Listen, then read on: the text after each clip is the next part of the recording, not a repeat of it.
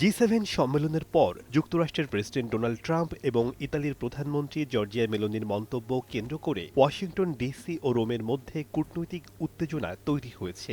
সম্প্রতি গণমাধ্যমে দেয়া এক সাক্ষাৎকারে ডোনাল্ড ট্রাম্প দাবি করেন, জি7 সম্মেলনের সময় মেলোনি তার সঙ্গে ছবি তোলার জন্য তাকে অনুরোধ করেছিলেন। তিনি অনিচ্ছা সত্ত্বেও সেই অনুরোধে সম্মত হয়েছিলেন বলে ইঙ্গিত করেন।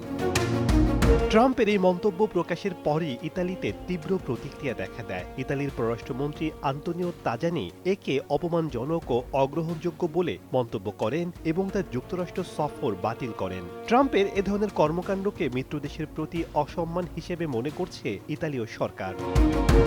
এদিকে ইতালির প্রধানমন্ত্রী মেলোনি সরাসরি বলেছেন, ট্রাম্পের দাবি সম্পূর্ণ ভিত্তিহীন। পাশাপাশি কঠোর ভাষায় জানিয়েছেন, তার দেশ ইতালি এবং তিনি কাউকে অনুরোধ করেন না। শীর্ষ দুই নেতার এই পাল্টাপাল্টি মন্তব্যকে কেন্দ্র করে আপাতত কূটনৈতিক অস্বস্তি তৈরি হলেও এখনও আনুষ্ঠানিকভাবে বড় কোনো ভাঙনের ইঙ্গিত পাওয়া যায়নি।